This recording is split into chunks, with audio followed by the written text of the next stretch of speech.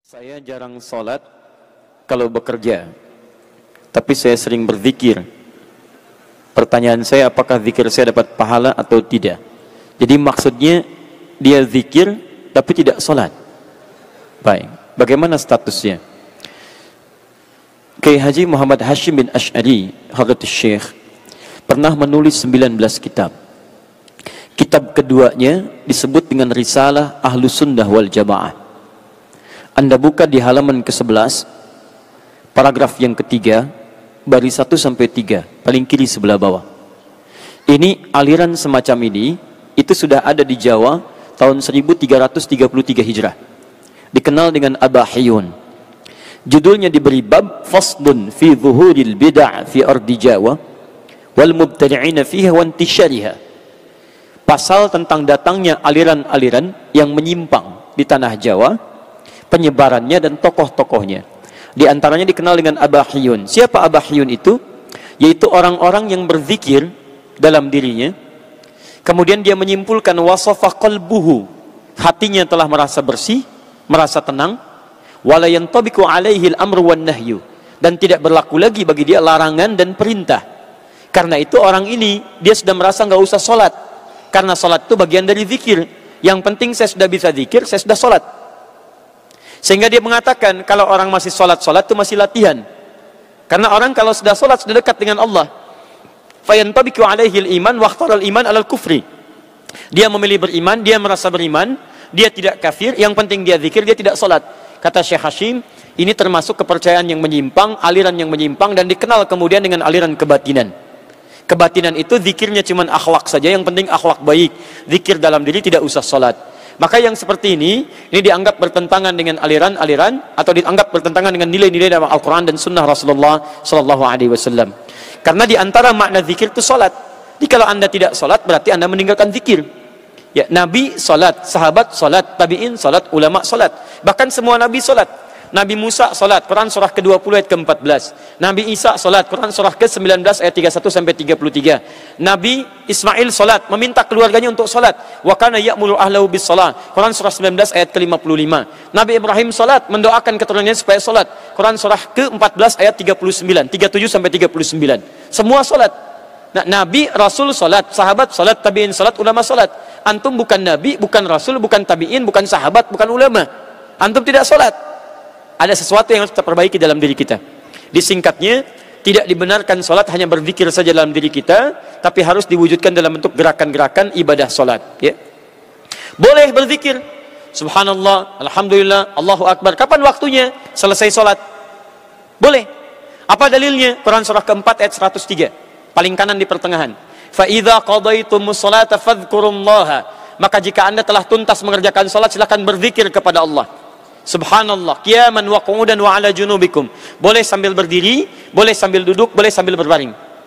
Apa di antara zikirnya? Astaghfirullah, astaghfirullah, astaghfirullah. Allahumma antas salam wa minkas salam, tabarakta ya dzal jalali wal ikram. Hadis Muslim, hadis 593. Ya, la ilaha illallah wa la syarikalah, lahul mulku wa lahul hamdu wa ala kulli syai'in qadir. Hadis Muslim, hadis 595. Jadi, saya pertanyaan untuk yang pertama ini tidak diperkenankan. Saya ulang, tidak diperkenankan meninggalkan sholat dan mengganti dengan zikir-zikir dengan kalimat thayyibah saja. Bagaimana Ustadz kalau solusinya? Masalahnya saya sulit menemukan waktu sholat. Ada beberapa pertanyaan. Pekerjaannya tidak memberikan toleransi untuk menunaikan sholat, atau waktu-waktu yang diberikan tidak sesuai dengan waktu-waktu sholat. Bagaimana solusinya? Yang pertama, lihat kaidahnya. Awas, lihat baik-baik. Anda pahami dulu teori rizki dalam Al-Quran. Setelah itu baru Anda cari ikhtiar untuk mendapatinya. 1. Quran surah ke-51 ayat ke-22, paling kanan di pertengahan. Wa fis samai rizqukum wa ma tu'adun. Rizki Anda telah dijamin di langit dan dijanjikan akan diberikan. Saya ulang. Wa fis samai, di langit, rizqukum, rizki kalian telah dituliskan. Wa ma tu'adun, dan dijanjikan akan diberikan. Rizki Anda itu telah diatur, telah ada. Asal Anda mau mengambilnya, maka Allah berikan kepada Anda. Bagaimana cara mengambilnya? Turun Quran surah ke-2 Al-Baqarah ayat 168, paling kanan sebelah bawah. Ya ayyuhan nasu Kulu mimma fil ardi halalan thayyiba. Hai manusia, silahkan bekerja di dunia, di bumi silahkan kerja dengan cara yang halal dan thayyib, dengan cara yang terbaik. Bagi orang beriman, Quran surah kedua ayat 172, paling kiri di pertengahan. Ya ayyuhalladzina amanu kulu min thayyibati ma razaqnakum. Hai orang-orang beriman, silahkan cari rezeki, dapatkan rezeki kami telah siapkan. Cuma saat Anda mencari rezeki itu ada turunan yang lainnya. Perhatikan baik-baik, jangan tinggalkan ibadah, tingkatkan takwa. Begitu takwa ditingkatkan, berkah dibuka, rezeki dibuka. Quran surah ke-7 ayat 96. Walau anna ahlal qura amanu wattaqau lafatahna 'alaihim barakatim minas sama'i wal ard. Dimohon maaf, Anda kerja halal, rezeki dapat. Anda kerjakan salat, rezeki dapat. Rezeki itu telah diatur. Yang belum ada jaminan itu surga antum. Antum meninggalkan sholat, dapat rezeki juga. Tapi kalau antum tidak sholat, akhirat antum bermasalah. Rumusnya bagaimana? Rumusnya adalah, jangan takut antum tidak mendapatkan pekerjaan, karena takut kehilangan rezeki. Tidak. Rezeki itu telah diatur, asal antum mau kerja, dapat antum bagian dari rezeki. Karena itu saran saya, sambil antum mendapatkan pekerjaan yang baik, jalani pekerjaan sekarang, cari pekerjaan-pekerjaan yang tidak menyulitkan Anda untuk mendapatkan sholat. Ayo cari dari sekarang.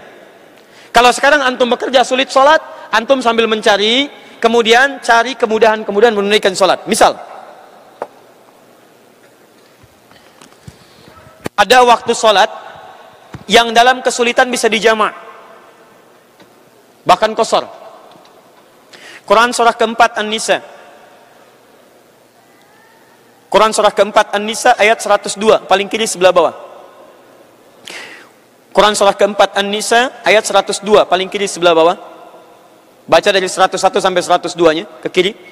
Wa idza darabtum fil ardi falaysa 'alaikum junahun an taqsuru minas shalah. Kalau Anda sedang berpetualang di bumi, Anda punya kesulitan, khawatir terhadap sesuatu, maka tidak ada dosa bagi Anda untuk mengqasar salat. Bahkan kalau perlu Anda jamak misalnya. Jamak itu punya dua kondisi. Kondisi pertama dalam safar. Anda bepergian, ada kondisi yang bisa menjadikan Anda menggabungkan waktu sholat yang boleh dijamak. Gabungkan, jamak itu gabung. Yang boleh digabung 4 waktu sholat. 1 zuhur, 2 asar, 3 maghrib, 4 isya.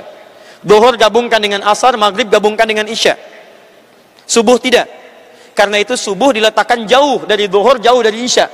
Supaya tidak ada kesempatan bagi kita untuk menjamaknya. Zuhur dengan asar, maghrib dengan isya. Kondisi pertama dalam perjalanan.